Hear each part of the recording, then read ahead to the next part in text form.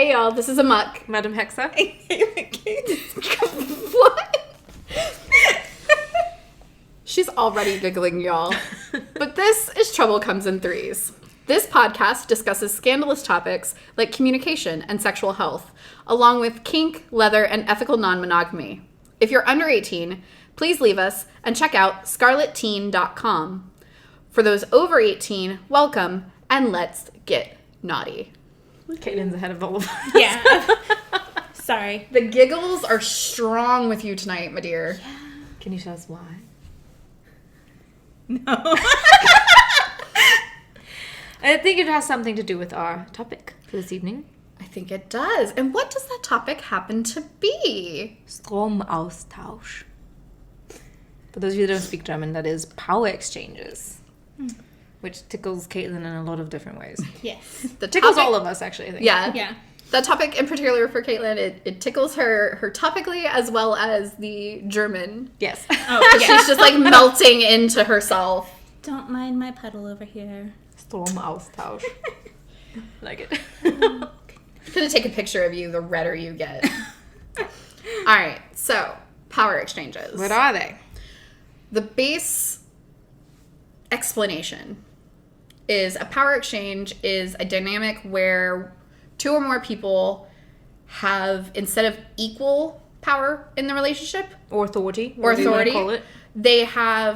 they have chosen to shift that so that one person is more dominant in the relationship and one person is more submissive. Right. But that's a very overarching term that Yeah. covers a lot of different types of relationships. Did you have something to say, Kaitlyn? I did have something to say. So one of the things with power exchange that you hear a lot of people talk about, especially in the online community, is that, it just means that the dom has all of the power and the submissive has none. And I don't want to say I have a conflicting view to that, because that's how people try to. I do too. But She's like, I don't, but I do. I don't, but I do. And so, like, one of the ways I try to describe it to new people online is each party holds power over themselves. With a power exchange, the submissive gives the control of whatever amount of power they wish to the dominant. And that's where you get that shift in the power. And that's what causes the exchange. A lot of people are like, well, submissives don't have the power. The dom does. You can't give something you don't have. Right. And so inherently you have to have that in the first place in order to Give it away to somebody. Yeah. So one of the most important and distinguishing factors with a power exchange relationship versus, let's say, a relationship that has elements of abuse, Right. or something like that, is the consent. Yes. In relationships where people are engaged in power exchange, everyone involved is consenting. It's intentional. It's wanted. It's discussed. discussed about. It's negotiated. Oh, yeah. Even in the most extreme master-slave relationships, it's still gone into as a consenting individual. Yes, on yes. every side. On the opposite side, where people are like, oh, but that's just abuse, or it's it's the patriarchy taking over the world. Right. Those relationships are created when people are in a place of power over their partner, but the other partner didn't agree or It's didn't like consent to it. Systematic power abuse, essentially. Or Right. authority abuse, I should say. So that's a big blind that a lot of people Have an issue. immediately Yeah. go, oh, but it's not. Right. Regardless if there is a male or female or gender non-binary D side or dominant side, an S side, submissive side, those people are coming in wanting to be involved in these relationships. Yes. Right. So when moving forward, that way we don't have to qualify ourselves every time we bring it up. When we're referring to power exchanges in this episode and in every episode, it is a consensual, unequal footing in a relationship. Period. Yes. So good to cover that, though. Good to cover that. So there are a lot of, or did you have something? Oh, I was just going to start out by saying power exchange is a fetish. It's Yes. like a lot of, like, whether you're into boots, whether you're into pet play, whether you're into rubber, whether you're into electrocution, power exchange is also a fetish. Now, I know some people that get a little like, no, this is my lifestyle. Yeah, it's my lifestyle too. I live it 24/7 as well as doing it, for fun and for cash or whatever. the end of the day, this surrender of power and this control that you get on the D side, it's a fetish. And people do it because they enjoy that fetish. Yeah. And the people so all three of us do lean towards the 24/7 style. But that doesn't necessarily mean that the person who's only getting kinky and playing with power exchange in the bedroom or on the weekend or when they go on vacation or long distance are better or worse than any of the others.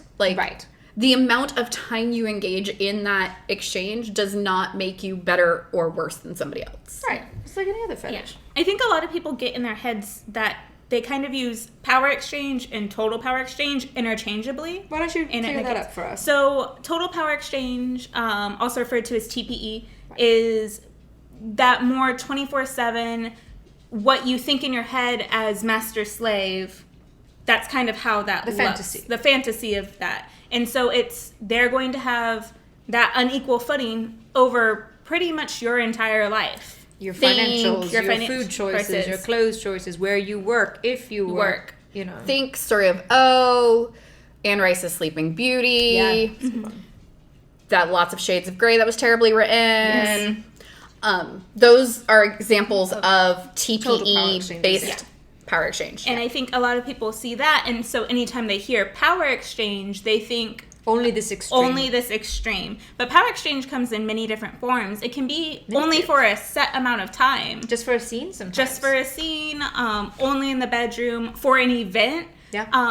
But also, I know couples who have done total power exchange as a scene or as a set time, because honestly, TPE isn't for everyone 24/7. It's a lot of work. It's exhausting. For both sides. It doesn't always fit in with your actual life. If you have kids, things like that, you might just take a vacation for a week or a weekend and set, this is going to be our total power exchange weekend. Right. And so that's kind of something that I think a lot of people kind of blur the lines on and makes people think, oh, well, if I can't do it 24/7 all the time, then I can't do power exchange at all. Right, and that's a little bit like in the master-slave community, I think. My experience has been people, in my opinion, can use the title master-slave regardless of the intensity of your actual dynamic. That's my opinion. I like the moniker, and my slave likes the moniker because we like things in extreme. Yes. We live a more extreme lifestyle. We live a more intense power exchange. So the term master slave for us resonates for that reason. But there's no reason somebody, like you said, that has a more casual experience can't use the moniker if that's what tickles your jollies. You know what I mean? Because at the end of the day, that's the important part. But I think on your thoughts about total power exchange is that I think a lot of people that get involved in power exchange initially and then kind of discover that sexy fantasy of master slave feel like it's a goal. They have to do TPE, or they're not doing it right, or they're not good enough, or they, for some, you know, and that's complete shite. It's everybody's whatever you feel like doing. I think it's really jazzy, but it's not a goal. Yeah. You know, I think it's not like a destination you have to get to. I know something you would like to get to. I know. It's just, but I'm saying it's like you're not less of an S-type because you don't do Yeah. this fully intense MS kind of total power exchange. But let's talk about some other flavors. So I've kind of run the gambit on flavors. Yes, let's do this. My first DS relationship was predominantly just at home in the bedroom playing around. Right. It was when I was very new to the scene. What side were you on in that first relationship? I was on the S side. Okay. I was on the S side. We had fun, but it was the sexy fun time. Right. I was his slave and his girl in the bedroom. He'd smack me on the butt a little bit. Right. That kind of thing. But it really opened my eyes to, there are people out there that like actually do this thing. It's not just weirdos on the internet and myself. Right. Yeah. Then I became one of those weirdos on the internet. Yay. Same. So in that relationship, my DS was very much specifically, it was DS and it was time specific. Sure. So it wasn't even like around the house on the normal. It was just bedroom sexy time. Yeah. Or like we're going to the club or whatever. Yeah. After that, kind of in between that relationship, I worked with a company in Orlando called Anti-Babes. And they were a fetish, performance, and fashion troupe. Right, okay. So we would there was a fashion designer who did all of the costumes and things like that for us.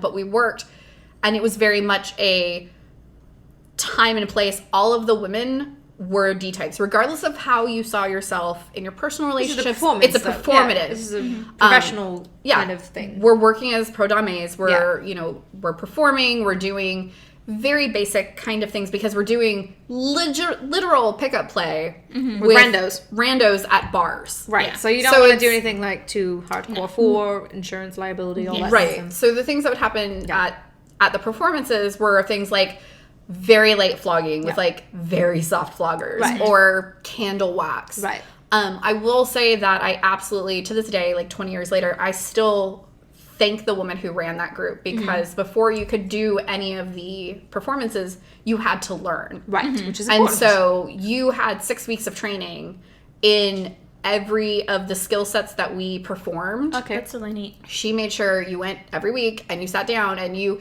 practiced how to do a proper flogging. Right. You practiced how to wax someone in a way that is less likely to hurt them. Things like that. Permanent burning. Yeah. Like that. And she also taught things like how do you handle unruly patrons, or if somebody is becoming too grabby or something like that, like how did we handle that? So she went over a lot of that stuff before she turned us loose on the public. Pro dom work is very important, how to shut it down when it becomes inappropriate, because that's it's a hazard. It's a hazard. Far. Yeah, it's a hazard of the role, I guess. So it's actually why I don't S-type for live sessions with people. Yeah. Because putting myself into that power exchange position, I can do it when I'm doing specific scenes or I'm doing like a shoot, or if we're shooting together, I can do that. Right. But with people that I don't know, I don't want to be in a situation where I'm the S-type. I'm letting myself, while I never go into full S-type mode. Right, for people you don't know or whatever. But I won't do that with people that I don't know. And without spotters, because I don't want to be in a position where I'm bound. Right. Yeah. And somebody can defend myself. And can defend myself, and somebody starts going the extra. Right. Yeah. So that's why I only do D type. A little bit of switchy, depending on what it is. Right. But pretty much only pro D type stuff. Yeah. As a security measure. Yeah. I'm 5'2" nothing, like, girl. Right. I have to be considerate about that. Yeah. Since then, I've also had dynamics that involved daddy girl. I've had dynamics that involved pet and owner. Okay. And then I have my dynamic now. We'll delve more into those other flavors once we get your timeline, I think. And then now I have a dynamic with the guys where it's 24/7 in the aspect of I am always their girl. I'm always a representation of them. Right. But I don't live with them. They live an hour away. Right. And so my day-to-day life is generally, I have to figure it out on my own. I can always call them, but like my job, my finances, you're not my waiting for instruction. They don't have control over like what you eat or when you eat, or other than reminding you to eat, things like that. Right. But then when I'm with them, we have varying degrees of protocol and ritual. Protocol, depending on, are we going to a high protocol event? Are we going to a low protocol event?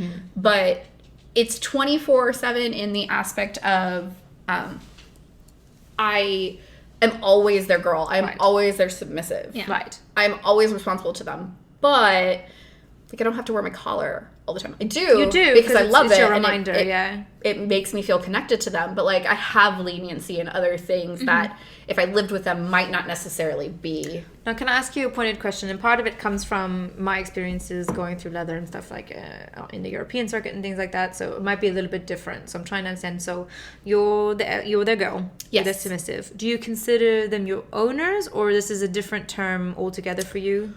So they don't consider me property. Or owner. Okay.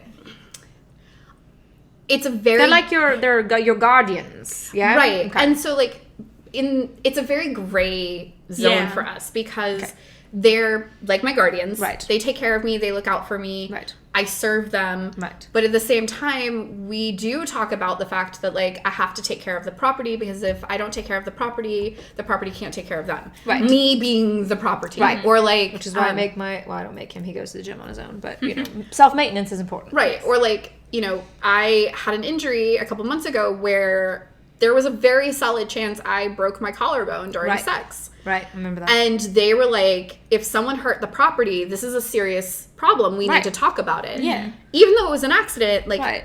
I, as their property, that's concerning. Yeah. But it's property in, like, a loving, caring, big brothery owner, as opposed to, I'm like... going to compare you to a dog, and I don't mean that in a derogatory way. Because, legally speaking, the dog is property. Mm-hmm. But... you don't think of, some people don't think, you think of your dog as your family or your kids. So it's like the similar thing, like, if it comes down to brass tacks, as it were, the dog is property. It belongs to you, but it is, you love it and you care for it and you want it to be happy. If it digs up the neighbor's thing or shits on somebody's clothes, it's you're responsible for it. Right? So, like yeah. you know, comparing you in particular to a puppy does not make you sad, but I don't want people listening to be like, how dare you? But actually, that's without adding the fact in that I am a puppy and my elf is also a puppy, our boy is also a puppy. Like, it is kind of like... Right, because legally speaking, my actual bulldog, he is my property. Right. You know, like, you can... Right, but I give him kisses and take him places and he's my little prince. But, you know, like, I have to take care of him, you know, if he's, you know, responsible for That's him. actually a great explanation of our relationship. We'll keep I love it then. that. I can't wait till they hear it. Okay, right? Because I'm like... Because I'm just thinking from my own experience, right? So my boy and my slave, like, he technically is in consideration. We have on contract, he has a piece that he wears, he has dog tags that he wears that are mine, that were created for him, that he wears. But he doesn't have necessarily what I consider ownership collar. Mm-hmm. I have finished my consideration. Right. I finished my consideration a couple of years ago now, which is crazy, because I'm like, oh my god, time flies and fuck 2020. Right. But, like... But yeah, when I was in consideration, I had a tag.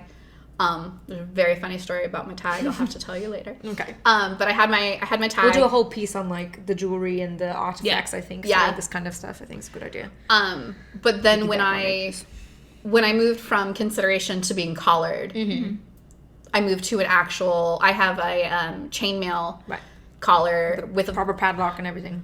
The padlock is because I ate 7 locks. My skin just dissolves the metal. Oh, I got you. So you needed something a little like, hardier. Even, like, travel lock. Like, yeah, I had to... Master Lock is the first one that hasn't been destroyed. Good. Not sponsored, but we should be. Right. And my collar is actually... The chainmail is done in our family's pattern. So the actual linking of the chains is... Okay. Traditional for you. Yeah. Yeah. I made that comparison because, like, we're going on, 3 years now, contracted service. And I think a lot of the times, my experience just viewing in the States comparatively, like... he would be considered collar owned by this point, I think, like, paperwork wise, or not really. It depends. Yeah, I've seen people. Since we do master slave MS, for me, when we get to the point where because we are working towards TPE. That's something that he wants to do. That's something we've been working on. It takes years, incrementally, kind of whittling that away, as it should. Yes. Right, I think so. Right, Agreed. That's how I feel. So at the point where I feel we have accomplished that, or nearly accomplished that. Is the time where I would offer the owner, because at that point he becomes my slave in the sense of property. You less like a dog yeah. and more like a car or a utility tool, item. A tool of some kind that I utilize. You know what I mean? And so that's kind of where in my training and then in my reasoning the difference lies in that exchange. So I was just curious, but we could do a whole section on the artifacts that come with the different levels. And I've had relationships where they went from, like, I've seen them, and I had one that went from, like, hey, we're interested in each other. Okay, a week later, we're going to, like, do this thing. And then, Right. Sometimes it's called Velcro collars. Yes, Velcro because collars. they Velcro right on and they Velcro right off. Oh, God. It tends to be kind of a derogatory term to people who just jump from submissive to submissive to submissive and, like, right. And there's no negotiation, there's no getting to know each other. We know some families like that as well. We do. We have all seen it. I know my guys and I knew each other for a couple of years before I talked to them about mentoring with their family. And then it was another 3.5, 4 months before I was offered a collar of consideration. And then over a year before we went through considerations. Sure. My consideration for my family membership and my consideration as their girl were separate things. Okay. They were totally different. I could have joined the family but ended up not working out the other way or vice versa. But it was a long process, like communication and time spent together. And even at a year, it was still kind of fast and kind of not because of everything that we had gone through. Right. And we had been working on this for so long. Right. Yeah. All of the years leading up to it. Yeah. I was going to say that I think a lot of people get in their head that there's some specific timeline you have to follow. Like, I know people who believe, okay, I have to talk to them for at least 2 months, and then they're going to be put into consideration. They'll be in consideration no longer than a year. And then if I still have them in a year, then they become my sub. Right. And I think that that might work for some people, but that's not how every dynamic has to go, because people evolve and people grow together at their own pace. And so, like, for me personally, I have been, I've had ownership jewelry once. We didn't consider it a collar. It was a long-distance relationship. So it was something that physical I could touch. It was something tangible. Yeah. And so I did belong to them. I wasn't necessarily to the point of being their property. Which went free range. But I wasn't free range either. Yeah. And it was being long distance. It was nice to have that reminder of. Sure, yeah. Yeah. But you knew symbolically it meant something different. Different, yes. Right, that's the key though, yeah. And then I've been collared once, and it was a consideration collar. We never moved to actual locking collar, which is what I would consider being actually collared. Right, for your personal self, yeah. Yeah, and so for my personal self, and it was, we were talking / dating for a total of about 6 to 7 months, at which point I was given permission to write my letter of consideration if should I want to pursue an actual dynamic with them, as opposed to just like kinky in the bedroom. Yeah. And at that point, I took about a month putting that together. He took about a month reviewing it, which then we moved into, I was taking into consideration, I didn't have jewelry or anything. And then after that, when he felt I had earned it, both by his standards and by what he had seen me do in the community, he presented me with a collar of consideration. Okay. So it was a leather 3-ring collar. It was never locked. It was not worn 24/7. It was worn when I was home. Right. But of course, with that style of collar, you can't necessarily wear that to work depending on where you work. Right. And so things like that were taken into account. Thank God for goth fashion though, because the O-ring collars are quite popular in goth fashion fun. As well. So. And so it kind of moved from that, and I had that up until the end of our dynamic, which was, I think I transitioned into a chainmail collar, that way I could wear it at work as well. And so you also were getting into crafting chainmail as well. Yeah, but it was also like that middle ground of, I think this is getting a little bit more serious. Here's something you can wear more regularly, especially since I wasn't at home as much anymore. But it never hit that thing, and we were together 3 years. It never hit that full, you were collared to me stage, and that's okay. That is okay. You had something to say, Mac. So we're using a lot of terms that some people might not be familiar with. We should back up. Okay. So training, consideration, letters of consideration, ownership. Yes. So depending on who you're talking to, training and consideration sometimes are flipped, sometimes they're the same thing. Yeah. My understanding of the terms is that training is when you're working with an individual to help them gain a particular set of skills. Yes. Whether that be service skills, boot blacking, sex skills, whatever, you're training. If someone's in consideration, that means that they are working towards a dynamic. I kind of explain it like the fiancé stage. Like, I'm really interested in being committed to you, but let's make sure this is actually going to work. Yeah. Right. Also tailoring the skills you have for that individual. Yes. So for me, I've been in both situations, both sides of like the flip-flop. And so my first dynamic was very much so the training came first because I was very green. I was 18. And so we had like a training period which was focused around what he wanted. It's a gray area for me using the term grooming because I was 18 and like fresh off the market. So that can get a little hairy, but grooming does tend to have kind of a negative connotation. But it was training with the intent of specifically being of use to him. Sure. And so after that is when I kind of became in consideration to him. We never moved past the consideration points for multitude of reasons. But then with another dynamic, it was consideration came first. Once they had decided, okay, I've considered you, I want to take you on as mine, that's when the training started. Because for them, it was, I'm not going to train you to my specific wants and needs until I think you fit into or can fit into what I want you to be. Okay.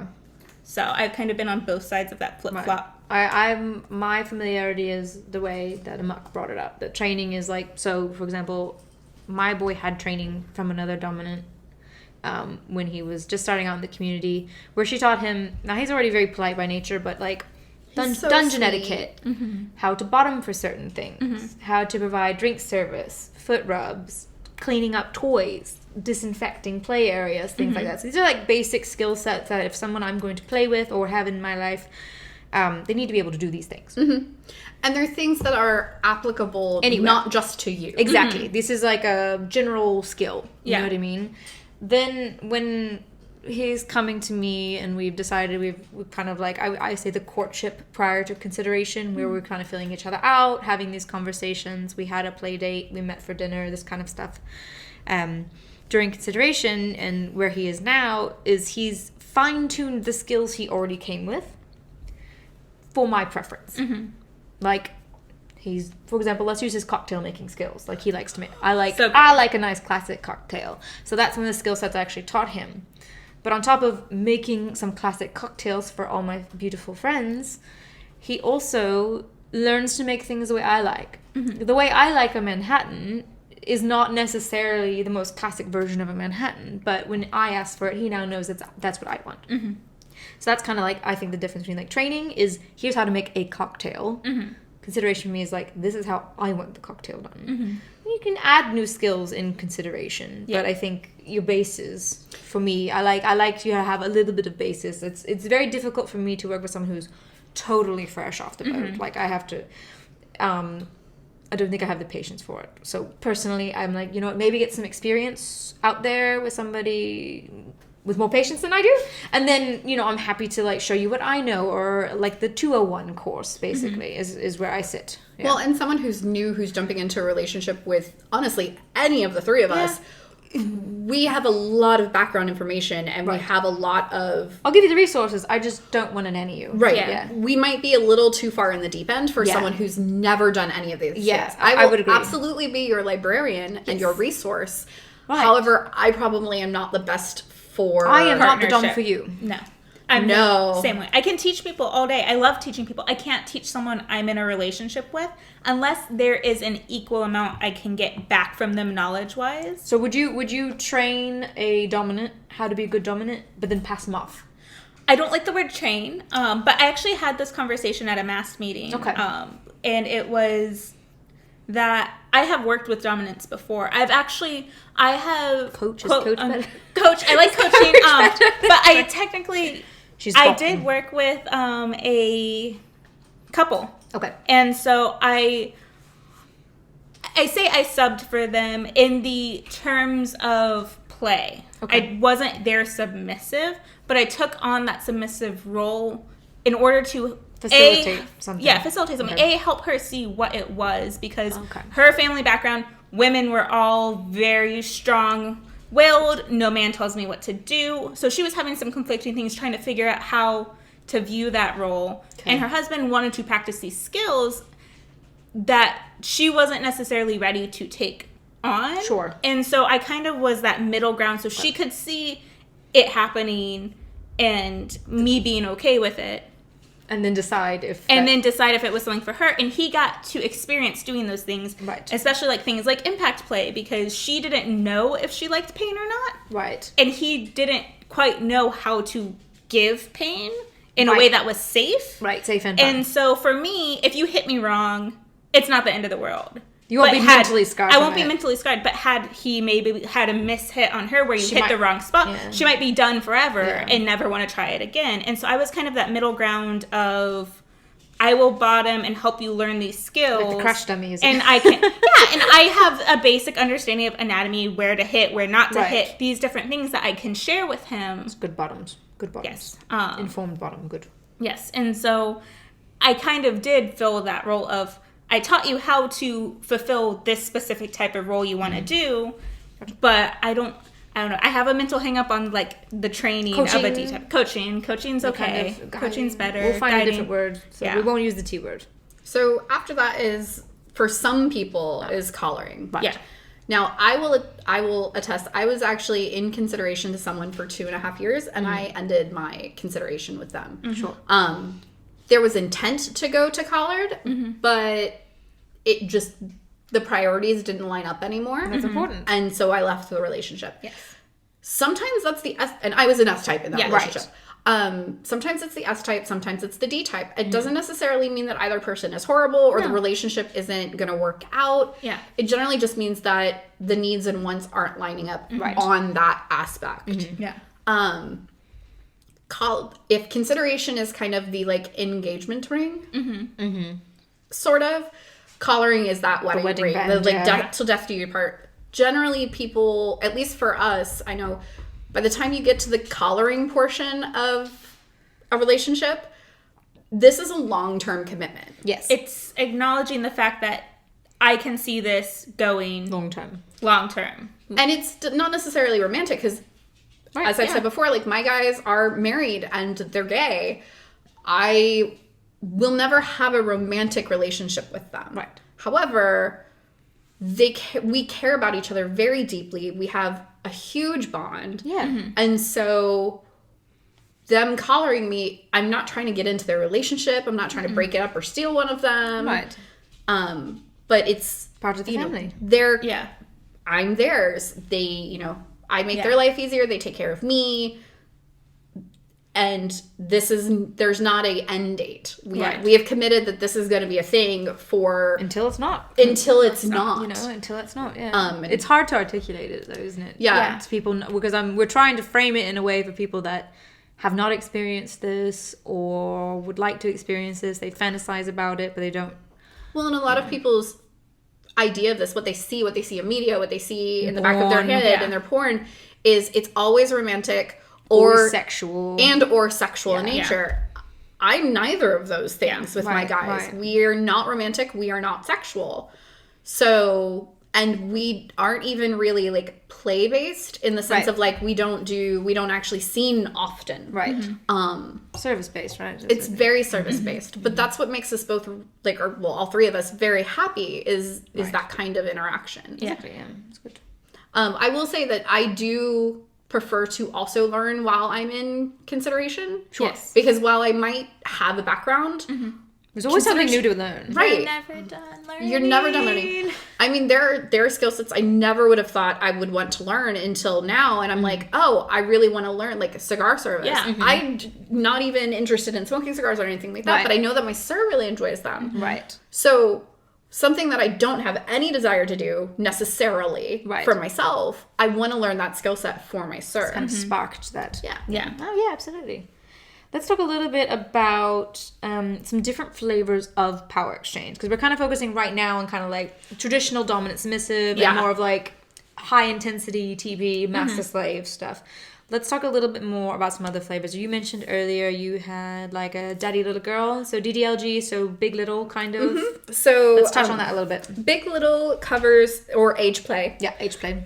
So it's an age play based DS. It's where one of the individuals acts as a kind of guardian or guidance or mommy, daddy kind of energy. And caretaker, whatever. Caretaker. And the other person has younger. Now, I have also seen age play where it's an older person, like an elderly person, and their caretaker is the younger person. Right. Like grandma and grandpa gets taken care of by the younger person. By the sexy little girl. Yeah. The little I've seen that too.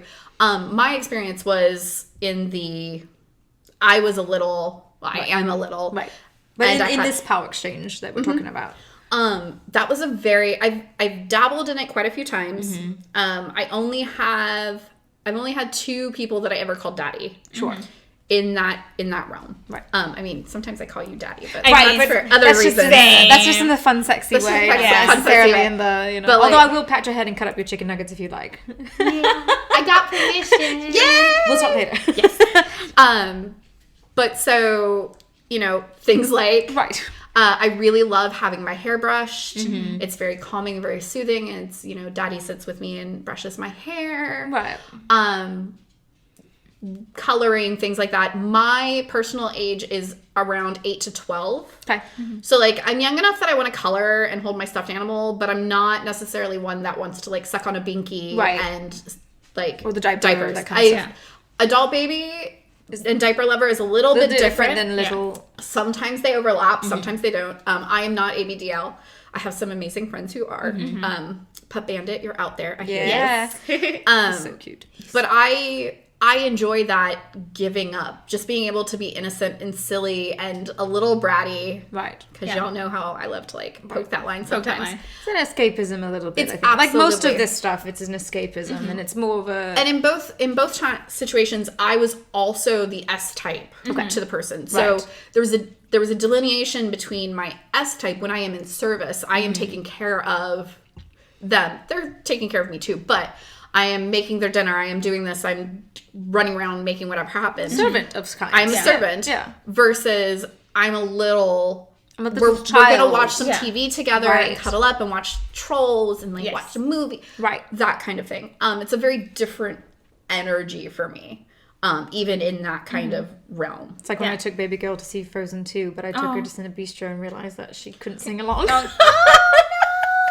Because she got the I didn't think about it because I know she'd had the soundtrack prior. Do they tell you don't sing? No, but it's an adult theater. It's 21 plus. Fuck that. I felt blame it on the booze. Yeah, Yeah, so blame it on the I was like, well, we did have an entire bottle of wine and cake, so that it was fine. So I thought, oh, this would be nice. Take her out a nice date, and we can go see Frozen 2. We can go to this adult only theater and have wine, and then I realized that she's self-conscious and couldn't sing along. So yes, there was that Listeners. moment. Bad daddy, bad. So for you, your kind of daddy little was very much so where they were the dominant, you were submissive. I've actually seen the reverse for a CGL, which is caregiver little, where the little was actually for this specific couple, it was female led in that she was the little, she was the brat, and daddy did whatever princess said.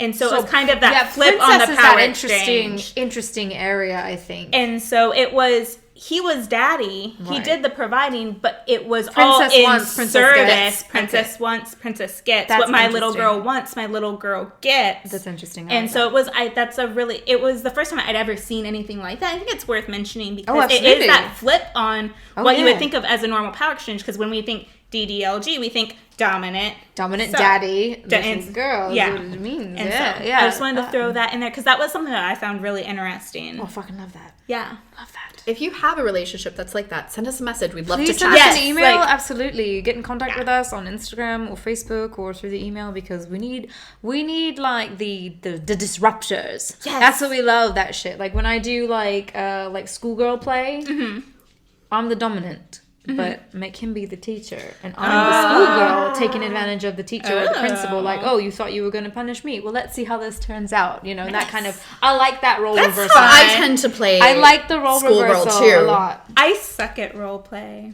That's okay. I had a kitten who also was a terrible actress, and it's true. And we tried to do a schoolgirl scene, and we did it traditionally because at first I thought, can you? Did you want to flip the roles? And she's like, I can't. Yeah. I was like, okay, cool.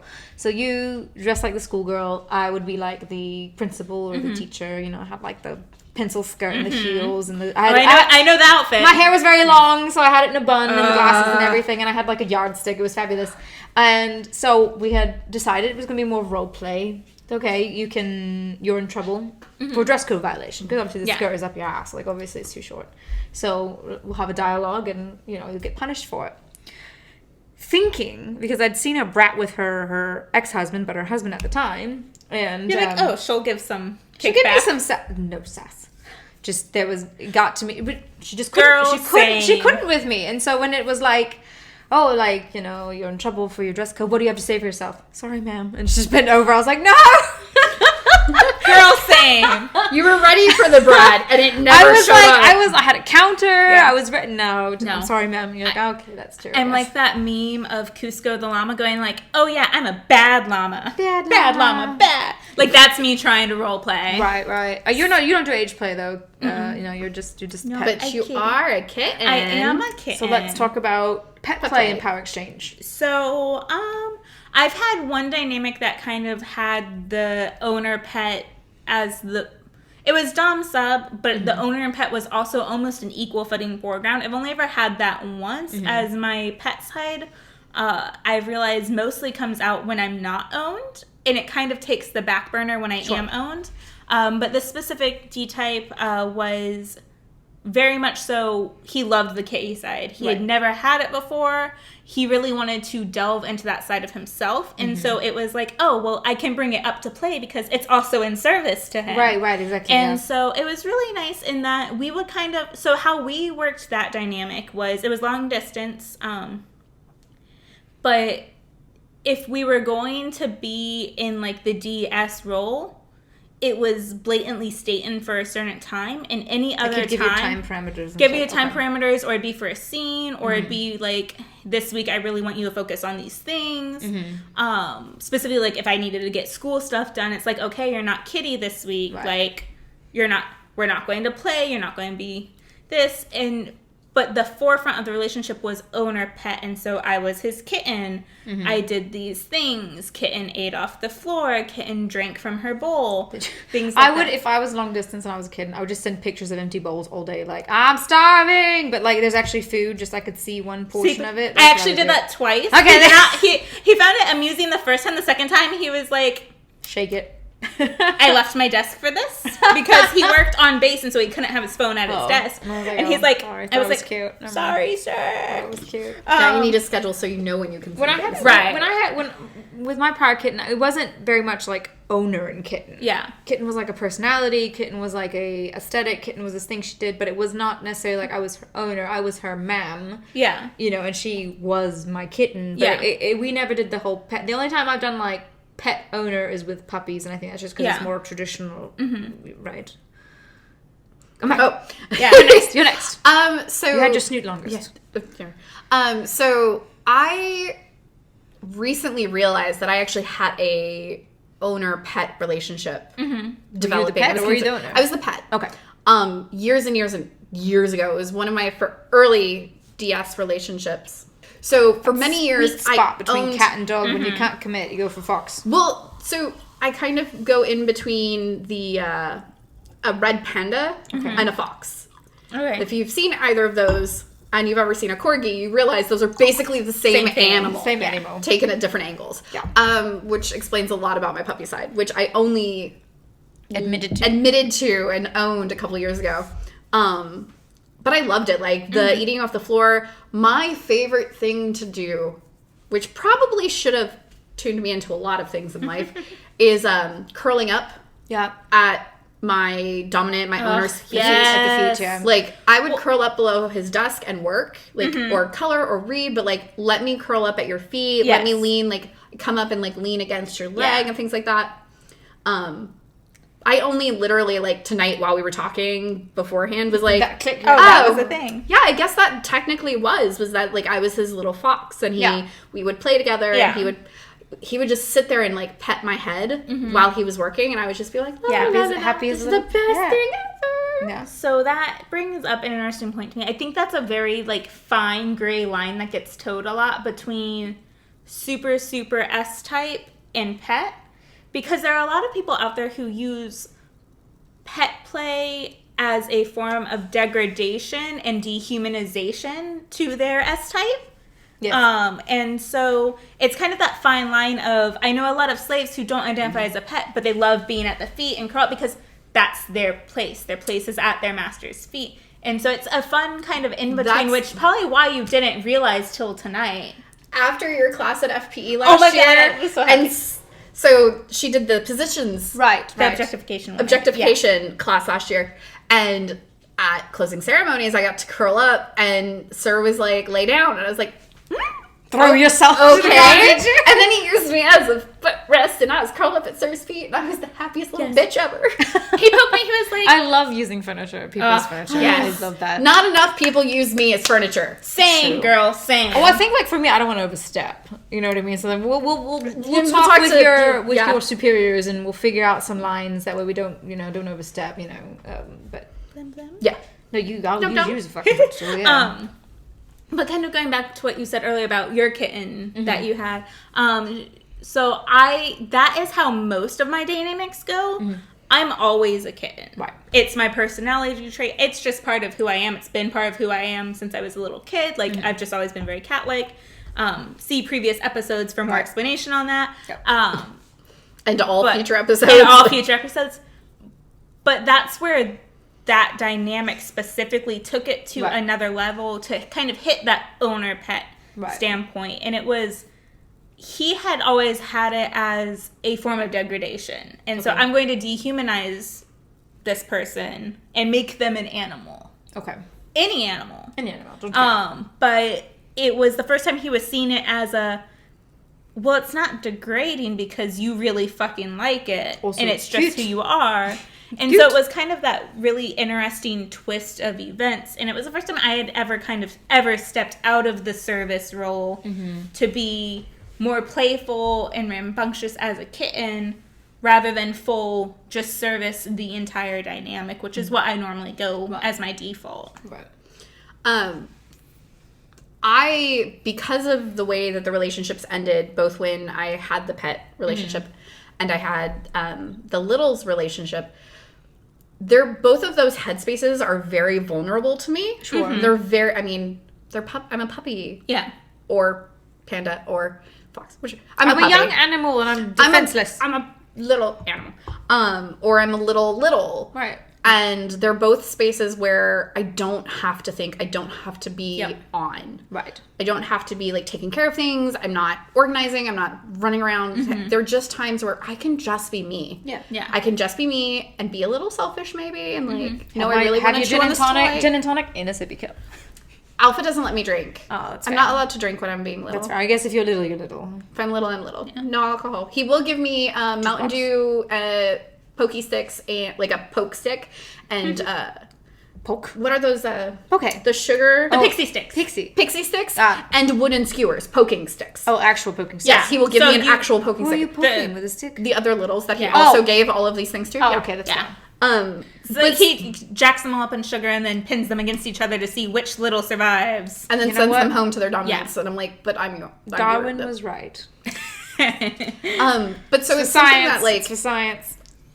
I'll like for years, even with the guys, like my little side or my puppy side would like pop out, Peek like out a little. peek out. I butt wiggle like there's no tomorrow. yeah. It's cute.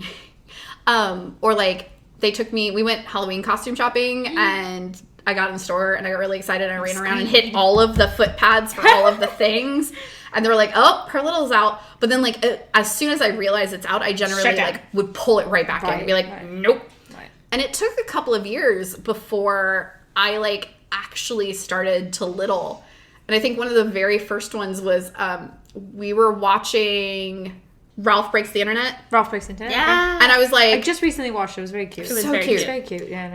Have you seen the pictures from Halloween when we dressed Yes.